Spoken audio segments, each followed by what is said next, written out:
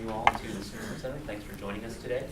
I'm Lalwani. I'm the Deputy Director of the South Asia Program here at the Stimson Center. And our topic for today is nuclear learning. Michael will be introducing our speaker. I just wanted to say a couple things, both about the Stimson Center as well as some of the projects we're working on. The first is, I'm sure you're all aware, we've been thinking about nuclear learning and learning from everything from sort of deterrence to proliferation to crises, learning for the past 25 years. And we've also come to realize that there's not a lot of teaching on the subject. And so we put together an open online course, which we have been rolling out in stages and have been promoting. And you can check it out on the Stimson website. You can go to stimson.org/SOOC, S-O-O-C, for the Stimson Open Online course to explore more about some different topics of nuclear South Asia. And we hope you will take an opportunity to look at it and also give some feedback. We're continuing to roll out more sections of the course and hopefully integrate some more speakers into the course. So we have about 70 experts or so, and hope to continue to build on that success and provide sort of a public good for scholars in the US, India, Pakistan, and around the world. So with that, I'll turn it over to my colleague, Michael Krepon, to introduce our speaker and our topic today. Thank you for coming. And this is an on-the-record session. We will have the event streamed so that people all over the world can tune in.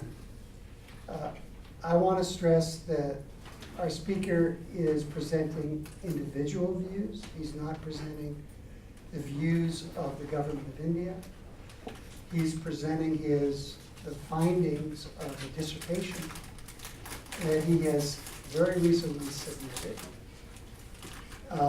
to King's College. And it's a topic that I asked him to think about with us, to think out loud about nuclear learning with us. Hugely important topic, and one that is very scarcely analyzed. And what analysis we've got is mostly bilateral, mostly Cold War oriented. The whole space of nuclear learning in the multilateral realm is just wide open. And I am sure Amandeep's writing on this subject will be avidly consumed. When nuclear arms control was conceptualized in the early 1960s, it was built around a theory of success. And it was only a theory. And very, very accomplished analysts constructed this theory and then tested it out with the Soviet Union. We can discuss how successful it was or how unsuccessful it was. But it was a theory of success. And it was laid out there as an alternative to the ritualistic objective of general and complete disarmament. We do not have a parallel theory of success, I don't think, in the multilateral domain, which is really why we've asked Amandeep Gill to come join us and help us puzzle through this. He's an accomplished diplomat. He joined the Ministry of External Affairs, it looks to me like a quarter century ago. He served twice in Geneva, the last time as India's ambassador to the Conference on Disarmament. He's had postings in Colombo, Tehran, among other places. And of course, now he is the Joint Secretary. The Joint Secretary for Disarmament and International Security Affairs. He's been in this job for 3 years. He has an amazing number of frequent flyer points. Amandeep, the floor is yours.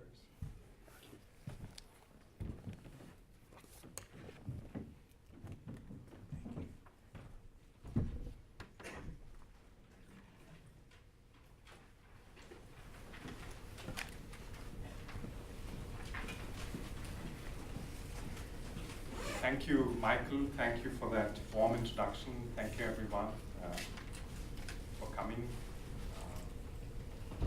It's good to see you, many friends in the audience, friends and fellow nuclear learners.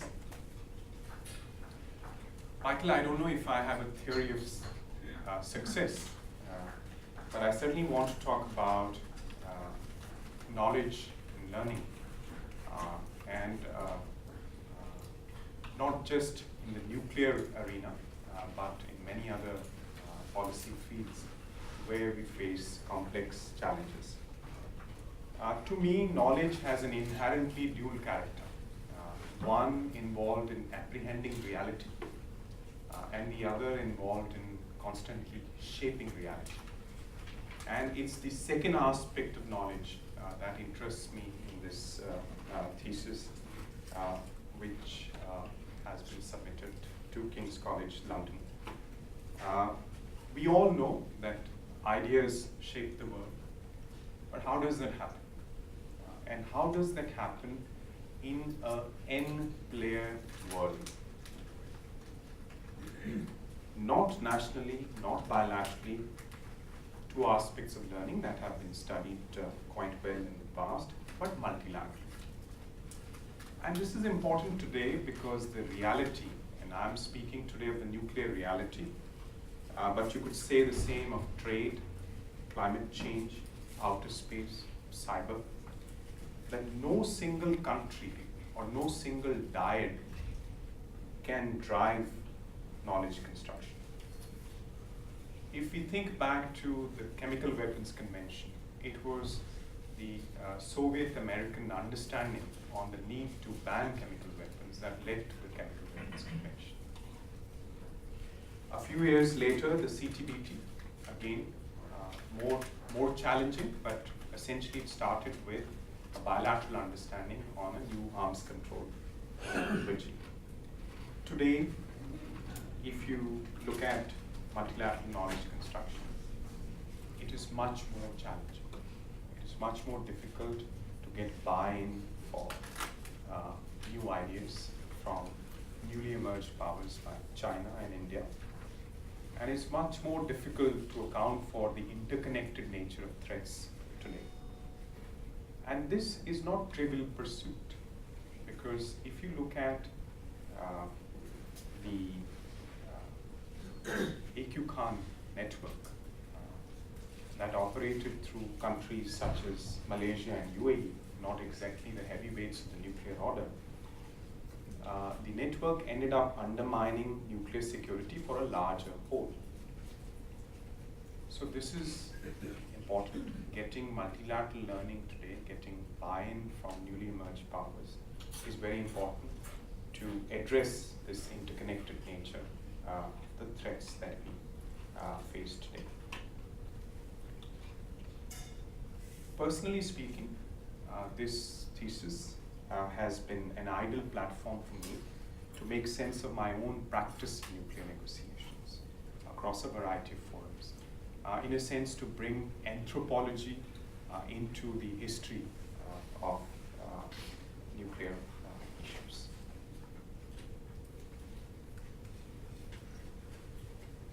Learning has, of course, been studied in the case of individuals, culturally and cognitively. It has been studied in organizations, and an entire field of knowledge has sprung around the notion of organizational learning. Learning has also been studied, as Hugh Heckler did, within a country as policy making. Heckler studied economic policy making in the UK and in Sweden across 90 years. So he took a longitudinal approach to the study of social learning. And for him, policy learning was like a maze where the outlet is shifting and the walls are being constantly repatterned, where the subject is not one individual but a group bound together, where this group disagrees not only on how to get out, but on whether getting out constitutes a satisfactory solution, where finally there's not one, but a large number of such groups which keep getting in each other's way. Sounds familiar? Nuclear politics today. Heckler concluded that the social policy process in Britain and Sweden did not correspond to the strict economic or power politics order of completely competitive interaction, but to an order achieved through a mixture of consultation, some competition, and persuasion. The social learning involved is a play of power and puzzling.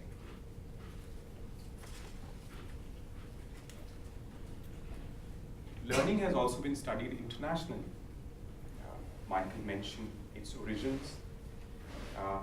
This was more, however, in the narrow context of the psychology of decision making or learning during crises such as the Cuban Missile Crisis. It's, in a sense, the big men, big change approach to learning.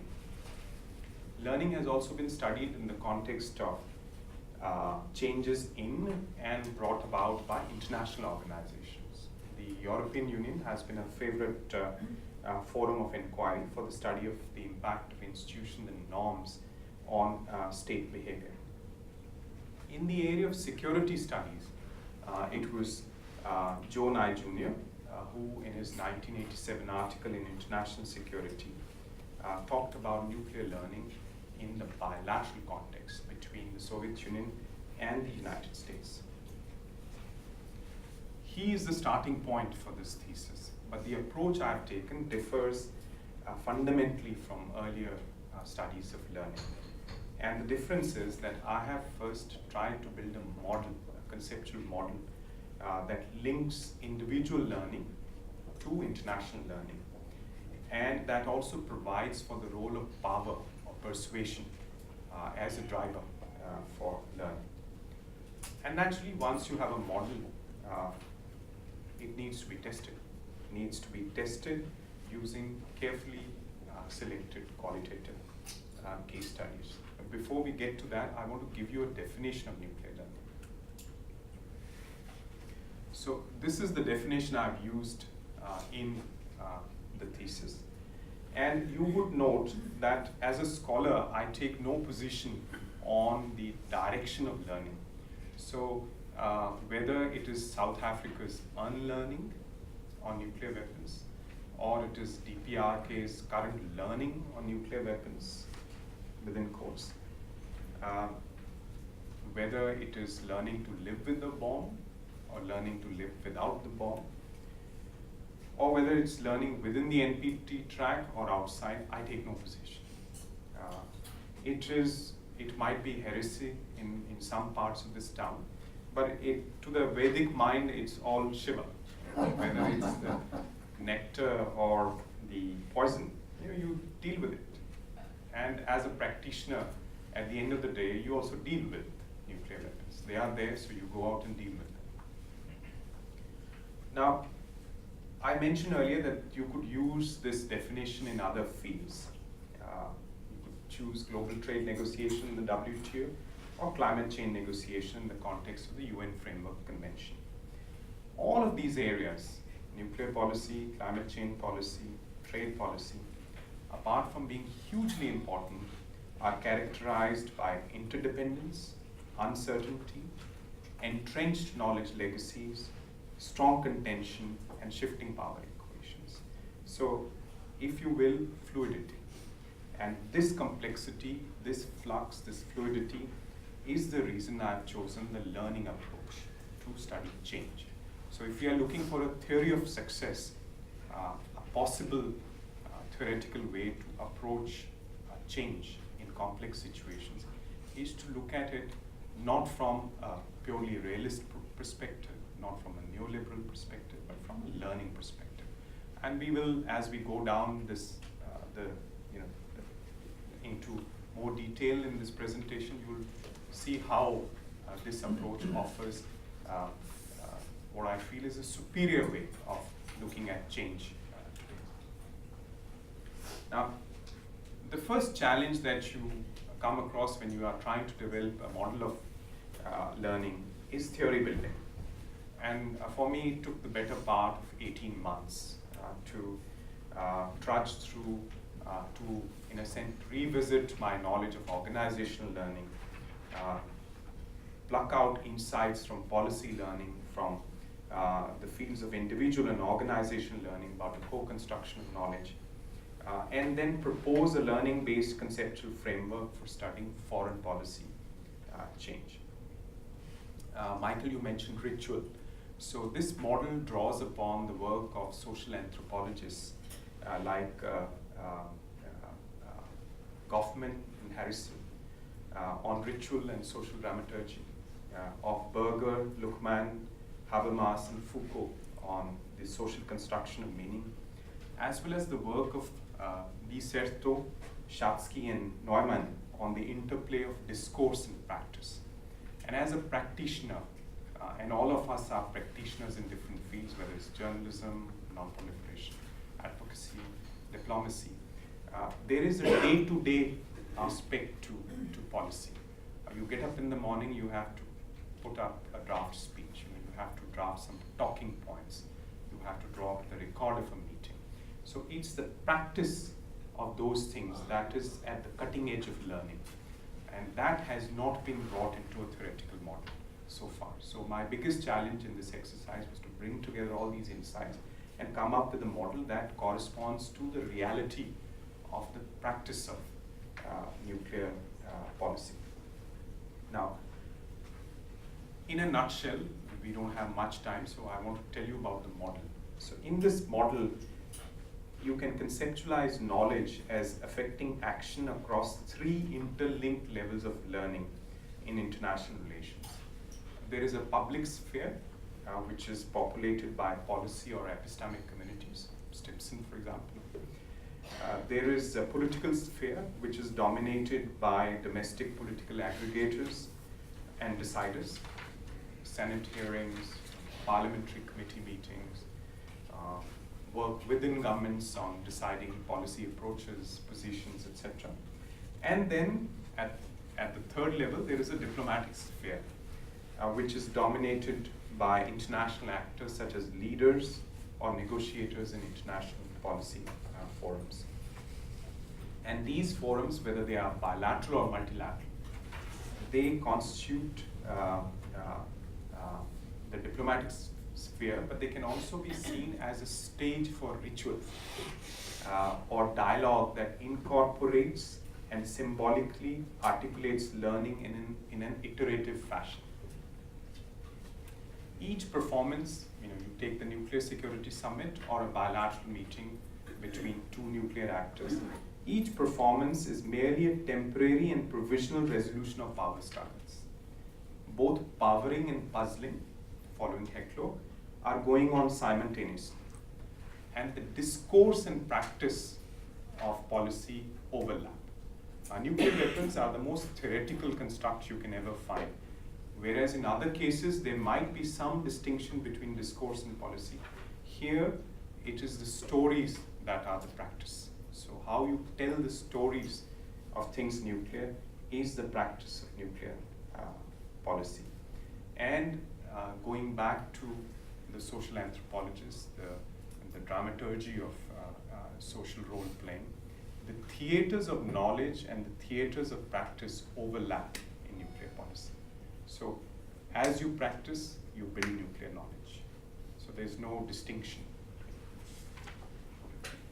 So this slide shows you a table which summarizes this model. I'm sorry for the dense text. Perhaps it's intended to be dense.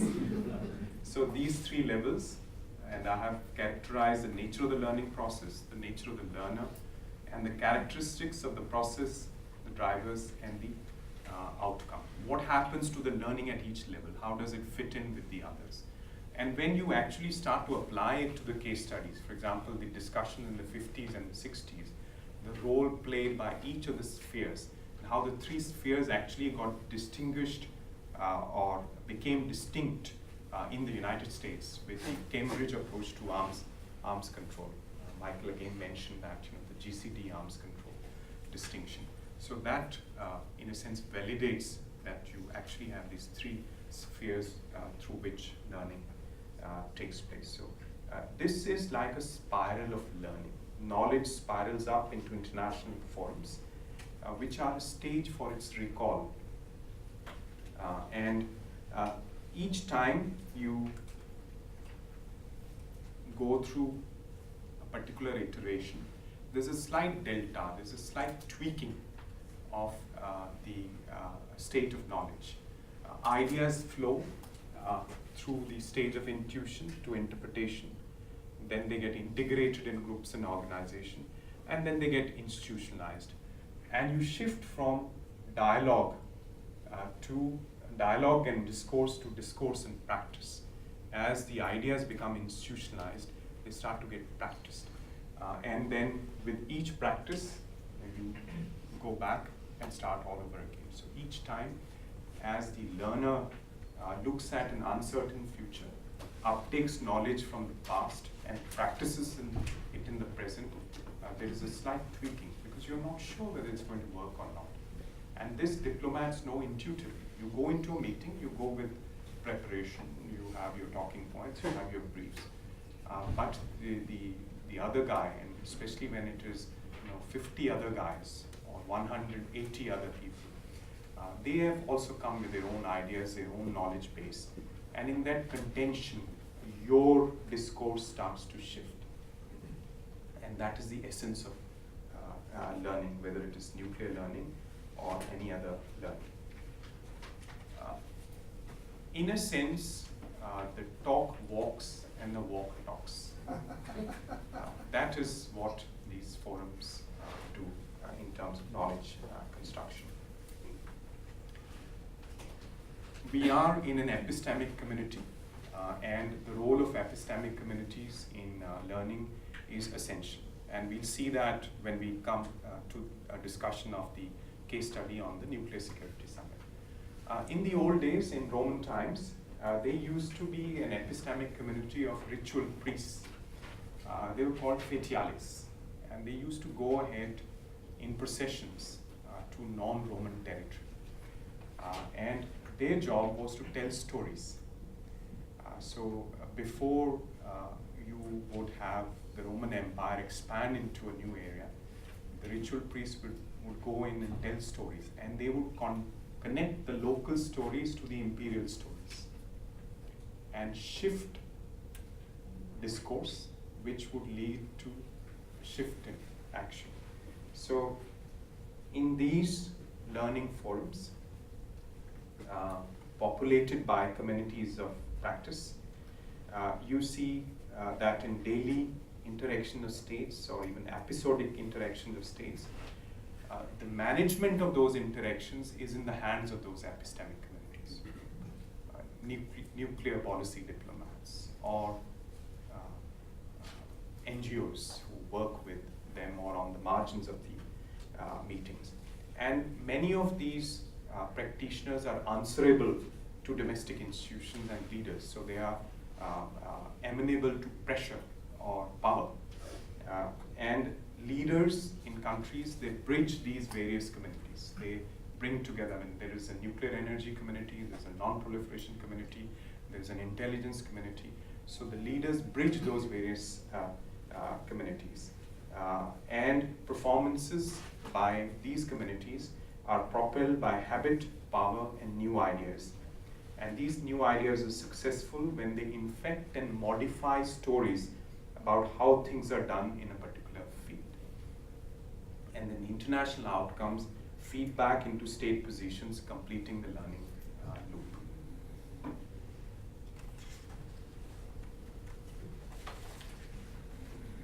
Okay, speeding up a bit. Now, this model needs to be applied to concrete case studies. To the theory-minded, this is qualitative research. This is qualitative research, and this is both historical and anthropology. I have applied this model to two sets or two slices of nuclear history. The first one is a contemporary forum, the Nuclear Security Summit. So you've had 4 iterations, and in a sense it's a closed study. So you start with 2010 and you end up in 2016, and you have rapid iterations at 2-year intervals. So you get to see what's the delta each time in different sub-areas of nuclear knowledge construction. For contrast, I focus on the iteration of nuclear learning in the mid-1950s to the mid-1960s. To be more precise, from 1954 to 1963.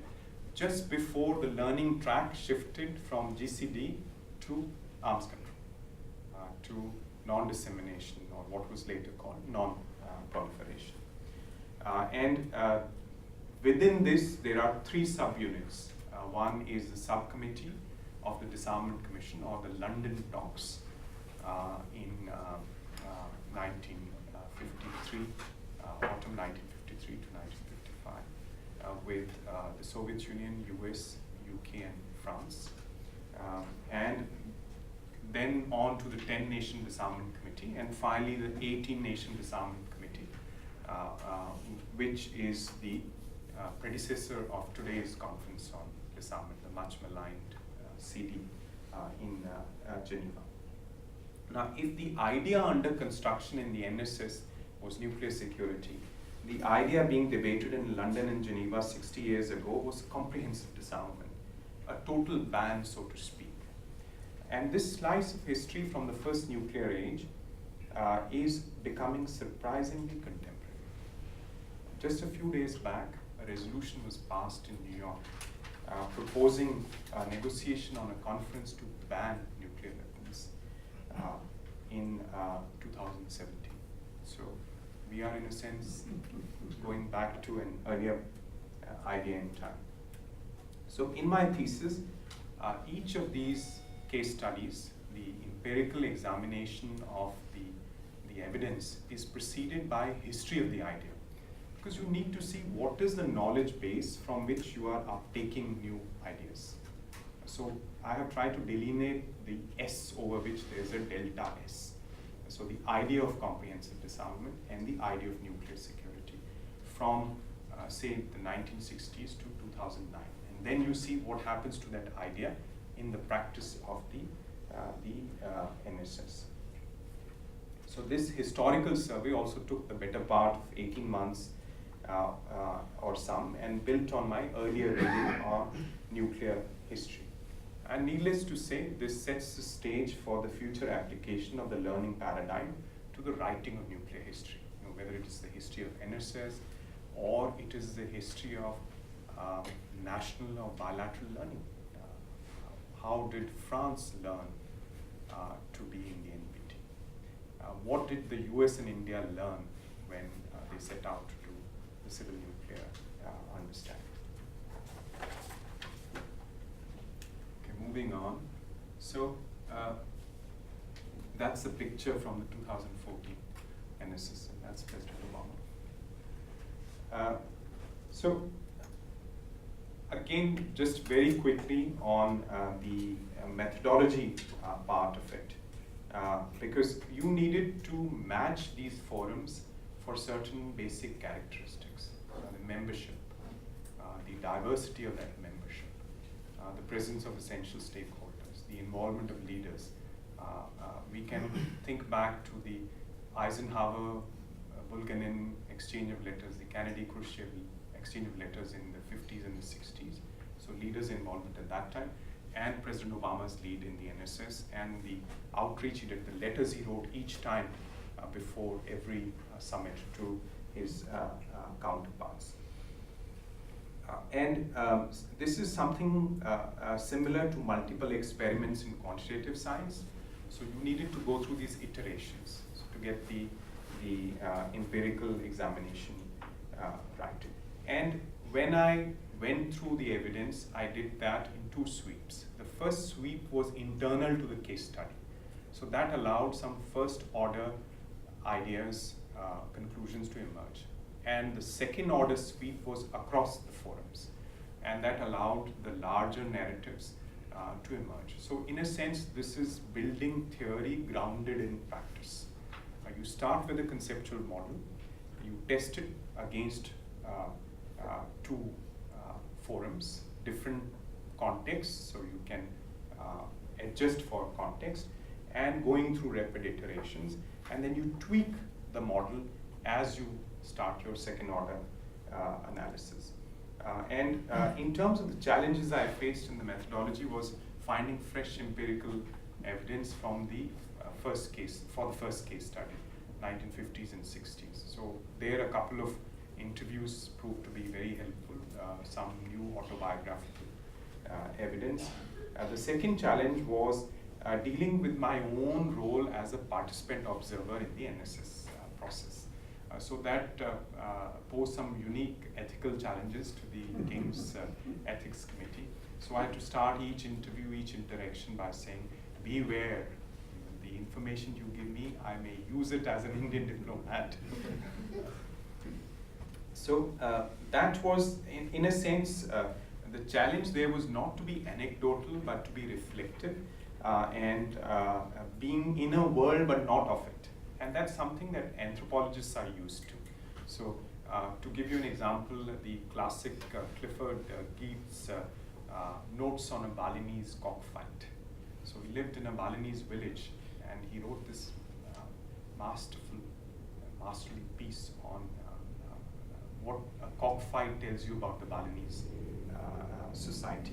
Or more recently, there is a book by Ivar Neumann, Inside the European Foreign Ministry, at Home with the Diplomats. So he, as an academic, he spent a couple of years in the Norwegian Foreign Ministry, and he looked as an outsider, insider, at what diplomats do when they draft speeches or do talking points and so on. He came up with some fascinating conclusions about the practice of diplomacy. And it'd be interesting if some of you, either non-pro academics or journalists, turn the gaze inward and look and study how smart people learn or are blinded by what they already know. It's very hard for smart people to learn. Okay, now moving on to the last part of the presentation, which is the findings. Based on the evidence from the two case studies, I have concluded that governments indeed learn in multilateral settings in accordance with the proposed model. Although this learning is not as dramatic and rapid as learning inside a national system or bilaterally between two nuclear policy actors. And this learning is slow because of, one, dramatically different visions of what is to be learned. So some people think nuclear learning is about learning to live with the bomb, theirs, and not of others, whereas others think it is learning to live without the bomb. You have these two important sets of stakeholders. So power operates in the nuclear learning domain in two ways.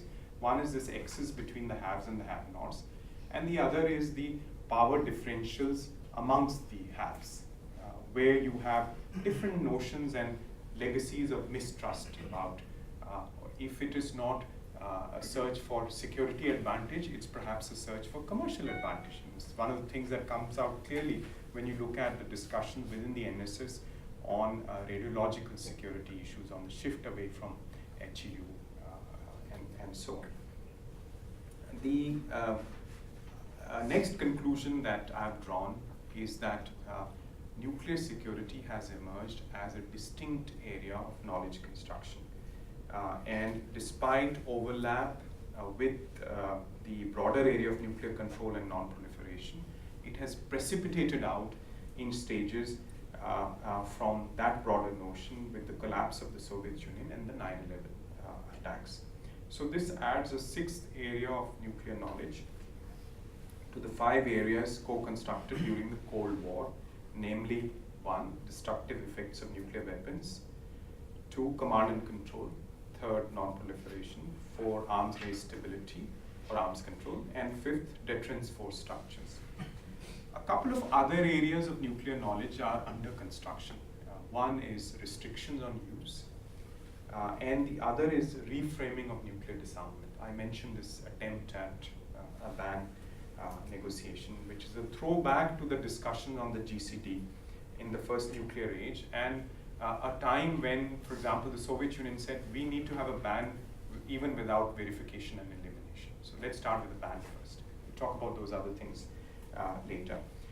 But these ideas are still struggling to find the right forum. The NSS was the right fit between the idea and the forum. Whereas for these two new areas of knowledge construction, we are still struggling to find the right fit. And we're still struggling to find leaders buy-in, including on the issue of restriction on use. And we've seen how the Obama administration has tried recently to move forward on that, and it has not been possible to move forward on that. So we still are looking for the right fit. I wanted to show you another slide in the findings side. This is a list of some of the drivers of learning. What is it that makes us learn in things nuclear? The first is the beast itself. It sits there constantly asking questions of those who deal with it. And like Nye Jr., when he started his article in 1987, he asked a question, would stable deterrence last forever? So even today, those who deal with nuclear weapons keep asking, the weapons keep asking questions with them in terms of nuclear security, in terms of arms races, in terms of crisis stability, and so on. There are these other factors, leaders, mentioned knowledge communities, the way process and forum design works, quality of dialogue. For me, this was one of the important findings in the thesis, that a conceptual, idea-rich dialogue, trust among learners, and an engaging and exciting setting raises the quality of dialogue and learning. And trust, by the way, there's been work done bilaterally on trust, the role of trust in Soviet, Russian, US agreements, but multilaterally trust is equally important because many countries are reluctant to hand over verification, hand over implementation to another state actor. They would like an independent organization, given the levels of trust that we see across the world today, to look at those issues. One idea that's not there in this list is failure. Even failure leads to learning. And the failure of the ENDC on the GCD issue was significant. For example, in a minor way, the verification idea failed in the ENDC, but was cached later bilaterally when the SALT talks took off. Likewise, the failure to reach agreement broadly on the GCD, that exploration changed the nature of nuclear learning for the next half a century. Collateral measures to manage the nuclear arms race and to prevent nuclear war became the preserve of bilateral learning between the Cold War protagonists, and similar measures to prevent dissemination, or what was later called non-proliferation, took center stage in multilateral forums. Okay, so I would perhaps end with this slide. This is a schematic of the 5 areas of learning from the Cold War and the 6th area that has been added in recent years. What are the kind of beliefs that result? This is nice work, when they were learned, how known were regimes created, and this is an update based on work in the thesis. So what is the status of learning on destructive power, for example? What has happened to the tradition of non-use? Has it been extended to other nuclear states? Likewise, crisis management. Has learning expanded to other nuclear states, for example, India and Pakistan, risk reduction measures? Proliferation problem. Likewise, arms race stability. And here, when you look at deterrent force structures or arms race stability, you have, I mean, there are some comforting things, but there are some worrying things as well. The erosion of the INF regime, for example, that illustrates like no other example the limits to bilateral learning in today's world. Likewise, what's happening to the CFE regime in Eurasia, that is a similar example. Now, this difficulty in learning today is only partly a process issue. A lot of people blame the CD and other forums for being stuck in process, for being hostage to the rule of consensus. There are other difficulties, fundamental difficulties, and the most important issue that complicates the learning environment today is the diffusion of power. So it's like having a playground in South Asia where you are playing soccer and cricket at the same time, where you have small groups of people doing yoga and Tai Chi. And occasionally someone comes and calls everyone's attention and gets people to walk together for a while. But then they go off and someone picks up a cricket bat and they start to play some cricket, and some other saunter off and start to play soccer. So that's the situation today. And I want to quote one of the interviewees for the thesis, and he says, "The multilateral system is very difficult these days. 25 years ago, the US could push things. It can't do it anymore. The Obama steps prior to the 2010 NPT conference were all unilateral or bilateral. He could not take any multilateral steps. It is much harder to impose your vision because of the diffusion of power," unquote. So, the prognosis, under today's conditions, it is very difficult to achieve, to advance nuclear learning on some of the big issues, whether it is CTBT, FMCT, nuclear reduction, what to say are more dramatic ideas for a nuclear weapons convention, or binding negative security assurances. So in a sense, we've come to the end of dealing with nuclear arms control and disarmament through the instruments we have grown accustomed to. And I don't think any of them has any good prospects for success, for progress in the next few years. At the same time, there is learning happening in areas such as nuclear security. There is learning happening in some of the subfields of the areas of knowledge construction from the Cold War. What is perhaps the biggest challenge is that there is no way that you see today of organizing an arms control process that would take into account all these different concerns that are there, you see in the play field, and where you get in not just nuclear but also conventional, cyber, space, and so on. And this is, in a sense, the challenge that we faced in the 1950s and the 1960s. The past really remains the future of nuclear learning today. Thank you.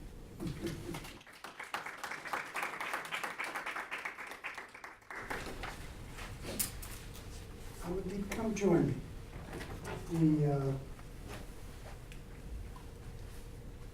Thank you for this talk.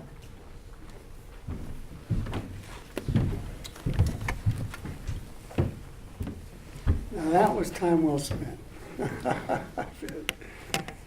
The challenges are so immense right now. And our resources are not up to the challenges. We are challenged to think about how to advance learning of a kind that we prefer. And we are challenged to come up with new approaches. Stuff we've been relying on are unraveling. So I just found your talk very, very stimulating. I want to ask you two questions and then we can open it up. You say that nuclear learning is slow. And you've shown us that it's a very iterative process. What interests me is discontinuity, the role of discontinuity in learning. Because sometimes we need to be shaken in order to clarify learning and to proceed. So my first question is, what is the role of discontinuity in your structure? Because you seem to not discount it, but certainly not to emphasize it. Right. In my model, the discontinuity operates through the role that leaders or norm entrepreneurs play. So there are generational changes, there are domestic political changes, there are international political changes. New people come in with new approaches, new ideas. So they increase the delta at iterative performance, they increase the delta. The other thing that brings discontinuity is contention, is conflict. If we didn't have the Soviet Union challenge the Baruch Plan in the late 1940s and the early 1950s, we wouldn't have had the Eisenhower administration re-examine the whole thing and come up with the ideas that were then thrashed out at the subcommittee. So one is this change in people who deal with these issues, and the other is contention. These introduce discontinuities into the learning process. And why is the learning process slow? It's because nuclear weapons have become hardwired into the political, bureaucratic, military elites of the possessors. And each change runs up against this mountain of legacies. And it is very difficult even for leaders such as Reagan to introduce discontinuity into learning, given the weight of the legacies. I don't talk in this thesis about discontinuities that could be introduced by crisis or by actual conflict or use of nuclear weapons, because those are such low probability scenarios that to build a theory on that basis would be quite a challenge. My second question is about the nuclear ban treaty. The history, the case study that you cover from the 50s is so relevant, but so few people even know it or remember it. So I applaud you for that choice. Do you see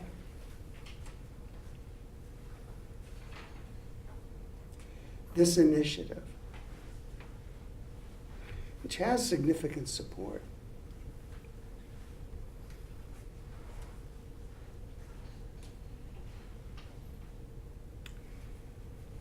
as what I'll leave it just as an open question. How do you see this playing out? It seems to be fueled by negative learning, but where's it going? Before I come to where it is going, my own personal thoughts about it, I think it's important to understand the motivation behind this. And the best way I've heard it put is that this is about getting agency back on learning. So it's a struggle for control for agency. A lot of people are frustrated, fed up with the agency for nuclear learning remaining in the hands of the possessors. That they decide what learning track to follow, they decide the pace of learning. So they want to take agency back from them. And this is not new. It's an old struggle. We've seen that in the non-aligned movement. We've seen that in the ENDC when the small club of countries such as India and Sweden tried to force the pace on the testing ban. And they succeeded. They surprised people the first time around, but then the possessors circled the wagons and beat them back on the second one. So it's in a sense it's an old story, but it has got a contemporary edge to it because of the way the epistemic community is organized, the NGOs and the officials. So it's more intermeshed. In the 50s and 60s, you didn't have those kind of communities. So it's old, but it's new at the same time. Now, where is it going? I think it is a significant point of pressure, moral pressure, on the weapon states to do something about disarmament. So I think it will maintain that pressure for a while, till some steps are done, till the climate changes and there's less frustration. And the other thing where it is headed or not headed, and that is where the negativity in a sense is, that it is introducing a kind of divisiveness. That playground that I mentioned, some people are playing cricket, others are playing soccer. So, and that is also a problem of leadership. In sub areas like nuclear security, we've seen leadership and we've seen what leadership can do. But then within the NSS, as one of the interviews says in the thesis, why couldn't we imagine the NSS to have a broader focus? Why did it have a narrow focus? There are good reasons why there was a narrow focus. But then there are people who say we could have used this forum for broader learning. So this kind of an approach, in a sense, where you have differences, not just on substance, but also in terms of process and so on, is a fact of life today. And you can debate whether this idea is contributing to more to it or not, but that remains one of the concerns about this. If the stakeholders are not there, if it is going to have an impact on the existing forums negatively without having something else in place of those forums, then there is a risk element. And the people in this area are very risk averse. I promised Samir a question. There he is. Amandeep, thank you very much for this talk. I feel like I learned a lot about the how of learning. So individual experiences, epistemic communities, these iterative stages, the role of power sort of routinely injected through these processes. But I think for me to understand how this is most useful, I feel like I need to understand what the predictions are and when and how they might be falsifiable. So what might constitute evidence contrary to your theory? And did you come across any of it in your empirical research? I warn you that he has his PhD from MIT. Yeah, it's a tough one. It's a tough question. Now, what follows before we come to the falsification part of it? What follows is some recommendation in terms of forum design and process pursuits. What kind of a forum to have? What kind of a community of practice? What kind of linkages with the public sphere? So there are some recommendations about good forum design. So if you want to set up a multilateral forum, what are the things you should watch out for? And if you want to run, let's say, a new negotiation, craft a new treaty regime, so there are some ideas there that emerge from the research. Now, falsification, I think the fundamental difficulty with the learning approach is that it is much more fluid than the straight and narrow realist approach. Here's national interest, and this is where it is pushing you. again, if you look at the neoliberal approaches, here's the role of norms and institutions, and this is how it's shaping beliefs and behavior. Now, learning is much more fluid and fuzzy. When you apply the learning lens to CTBT negotiation, for example, so it's not just going to say that everyone in the room is learning the non-testing norm. It is going to take a more granular approach to things. What is India learning in the CTBT negotiation? So it is going to focus on the ideas that are moving around in the room. It is going to focus on not just one forum. How is that idea being approached bilaterally on the margins? So it focuses not so much on the institution or the norm, but on the idea that's under construction. Now that's where you can have a lot of quarrel with the learning approach. You can say, no, I don't find this empirically satisfying. And that's why I have gone to such lens to try and construct these, the model, plus use very carefully selected case studies and use a rigorous qualitative approach. Use methodologies like the JOA methodology to make sure that the analysis in the first order and the second order comes out with theoretical strands that can stand on their own. But I'm sure that if we revive the learning field, and if you apply to more cases, bilateral for example, then you would come across some problems as well. There might be some strong evidence that falsifies some assumptions. I look forward to that challenge. Akriti?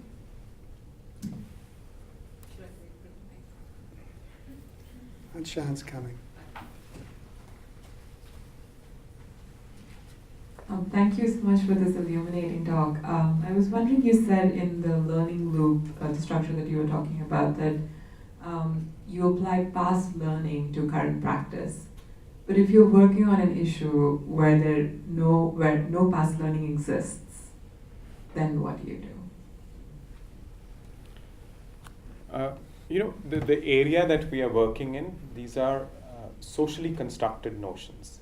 Nuclear policy did not fall from the sky. We constructed it socially. Likewise, climate change and so on. So there is always a reference point. What happens is that when you are in the practice, when you are at the cutting edge of practice, you tend to, in the face of challenges, uncertain future, there's contention, somebody's opposing your idea, that time the past becomes ineffectual. All the learning you've had is useless. You walk into a room and somebody just blasts you away, all your arguments. So you're left naked. So that is when, real learning happens. When new ideas get crafted, you come to the intuitive stage, and then you need power or intention to propel it. A lot of good ideas come, but they just die because there is no buy-in, and there's no community pushing them. There is no leader who's interested in them. So then the hard work starts, getting some people to sit with you, to go from intuition to interpretation. What does that idea mean? And there again the past comes in, because it's in a sense conditioning. We all know the Pavlovian conditioning, the operant conditioning. So it builds on the past, but each new stimuli becomes an opportunity for learning. So I don't know if I've answered your question, but I don't see any pristine vacuum, policy vacuum, where except when you walk into these situations where the past just gets blown away. Thank you. Vijay, you're next, and then we'll go back there. Thank you. Amandeep, my question picks up from what Michael said earlier, which was on discontinuities. You predicted discontinuities basically are too large to imagine in terms of the final outcome. But how about more modest discontinuities? I refer here to something like political expediency. During the Reagan administration, we looked the other way around while Pakistan was getting its weaponry and delivery system from various countries. The intelligence community knew it completely, but the country chose to look otherwise. And to be bipartisan, I also say, much as Democrats don't want to hear it, I think Bob Colucci made a big mistake when he started negotiating with North Koreans, because his goal was get me a deal which doesn't have to go through Congress, which was, I think, fundamentally a wrong thing to do at that time. So, knowing that these, what I will call strategic choices or strategic discontinuities that took place, is there a nuclear learning in that experience? Thank you. Vijay, thank you very much for asking that question, because that thought had come to my mind when Michael had asked the question, but it slipped away and you reminded me of that. The most important discontinuity that we should worry about is the discontinuity in terms of pursuing an idea. If there's an idea that's important, regardless of the forum, it has to be pursued. So a forum may die off, so there's discontinuity in terms of the pursuit of the idea, but we have to bridge that soon with some other forum. The arms control paradigm, the Cambridge arms control paradigm of the 60s. It was an important idea, a lot of buy-in, a lot of support, a lot of resources, and you see continuity regardless of forums. One forum comes, goes, another one comes, goes, you keep pursuing the idea. But you don't see that in some other areas, restriction on use, for example, where you don't have a forum where that's being discussed. So those kind of discontinuities are not good for learning if you have a certain good view of learning. And political discontinuities are a fact of life. So you can't say they're good or bad. One administration goes, another one comes. But if the idea is important, and if the epistemic community is there, it has to find ways of connecting that idea to the next forum, infecting the next leadership with the same concepts and same ideas. So that, I don't know if I've answered your question. Sir. Mr. How does your model account for differences in governance in the actors that come to this dialogue? For instance, countries like India or America would have more domestic input into how they learn, whereas other actors participating in the dialogue, say Saudi Arabia or Iran or China, Russia, have less domestic input. So how do you account for how these countries are kind of inputting or learning as they go along from their population? Thank you. That's a very interesting question. If you look at the three spheres, so they work in different ways for different systems. The linkages with the public sphere would be much more prominent in a country like India, for example. It'll be very different in another country. Likewise, the amount of time spent in the middle sphere, the political sphere, would be very different in a country like the US. The US perhaps spends the maximum time in level 2, in sphere 2. And some of the more successful learning outcomes have been because of the work done in level 2 and its good links with level 1 and level 3. The one example that comes readily to mind is the autumn 1945 summits, where this whole approach to international control was virtually drafted by Vannevar Bush, and it became multilaterally learnt with the UK and with Canada. So a lot of work done in level 2. So that's one way of accounting for those differences. The other would be in terms of practice in level 1. What is the ritual iteration of positions like? Is there some kind of delta that you see, or is it just a flat talking point that stays the same all through? Is there some responsiveness to what is being said? So there again, there are differences among huge differences among countries. So there's just two examples. We could look at more, but it's a very interesting question. It deserves another paper. This is such a rich discussion.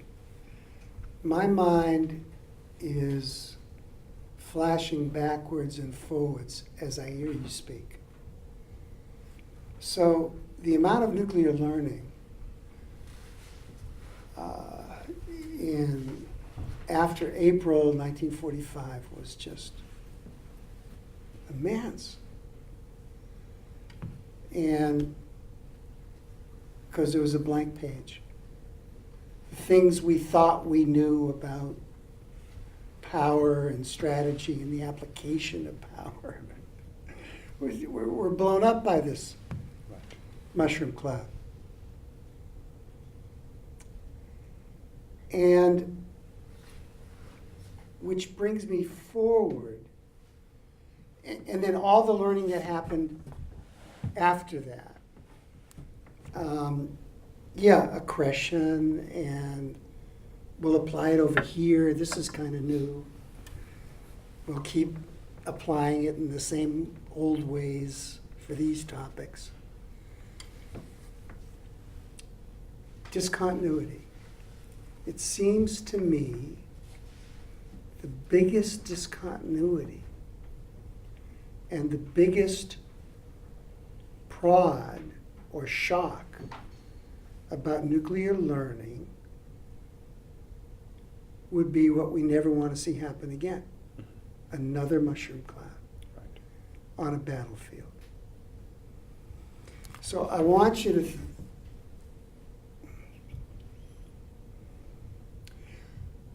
what would the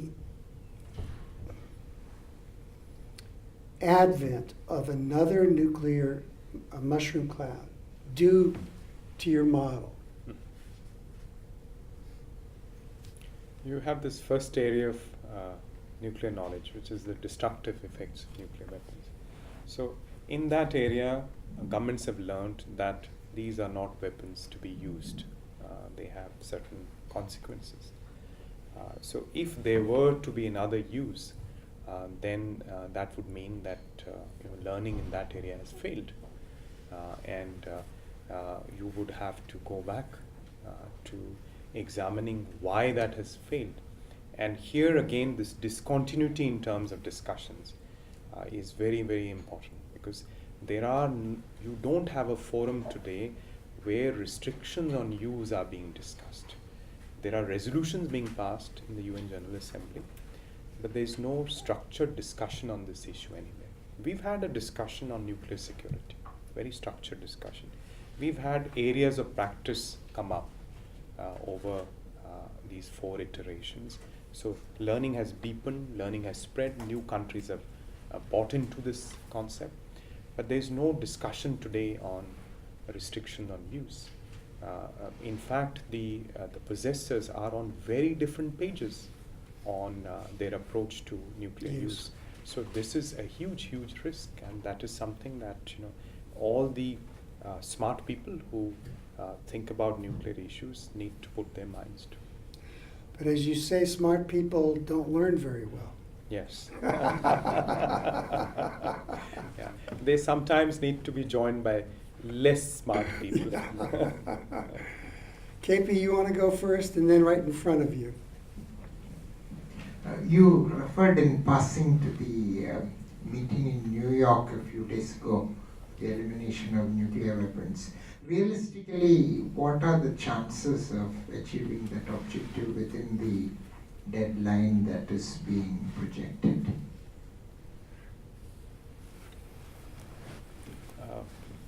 KP, you put me in the spot on that. I think there's a fair chance that a negotiation would start. It's a question of finding the resources, agreeing to rules of procedure, having the right preparatory meetings. But it's another question that everyone will be there at that negotiation. So participation is crucial, and if you don't have those who rely on nuclear weapons for their security, whether it's the possessors or those who rely on extended deterrence, then what is it that we are trying to ban? So that question will come up. Now, the answer to that from my friends within that community, and I have very good friends in that community, is that look, we want to start a normative process, a process which, as I said, one part of it is political pressure, and that is understandable, and the other is normative pressure. This larger issue of the use of nuclear weapons, right? Because we are not addressing it anywhere. So this discussion has taken to some minds a radical turn. So chances for a negotiation, for a conference are good, but what we do there, who participates, what kind of a product, those are open questions. I hold the radical view that if somehow it were possible for those advocates of a ban treaty to conceive of this as a staged effort, because norms evolve in stages. They're not full blown from the brow of Zeus. Right. And the first stage is the one you keep mentioning. Strengthening the norm against use. To me, this is critical. If it were somehow possible to conceive of this diplomatic effort as a staged approach, and you start with focusing like a laser on use, that's where the humanitarian impact comes from, use. You would split the nuclear weapon possessor states. And if you want I'm on a soapbox now. I apologize. But if you want a norm to take hold, it takes hold in reverse proportion to the outliers. So you get something to work with there on use. And it happens to be the most important norm. Right. But the advocates are also, in a dilemma. Some of their own learning is incomplete. Because there are country states within that group which vote against resolutions that go in the direction of what they are trying to do in this larger group. So there is that dichotomy which they are still struggling with. So their learning is incomplete. And at the end of the day, without the grit of contention, learning will not advance that much. You won't have the traction.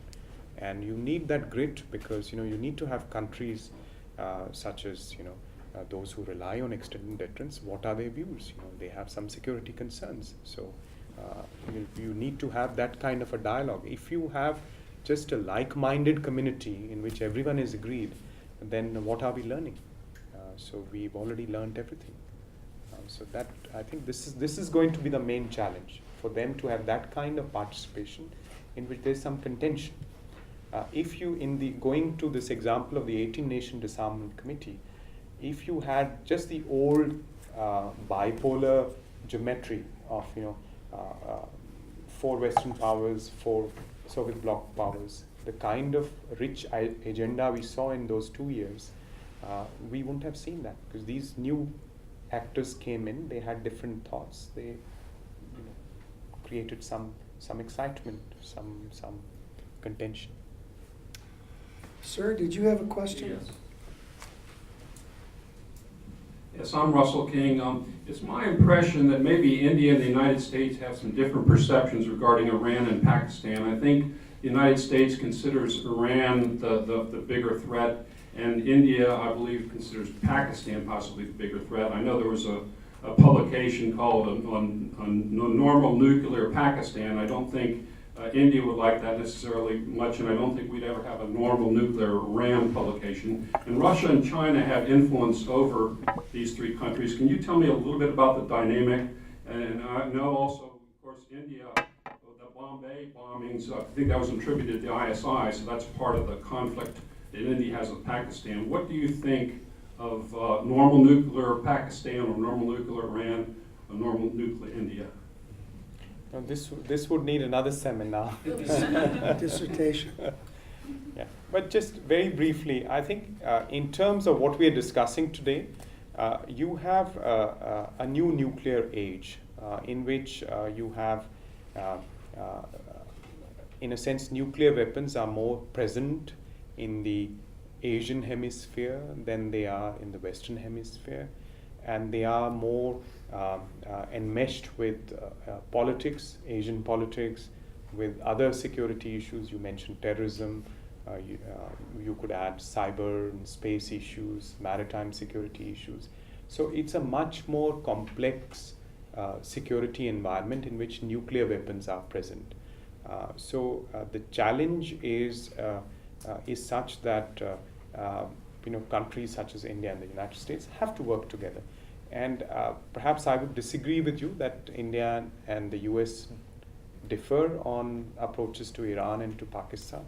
I would see a lot of synergy. I would see a lot of conceptual understanding on these issues.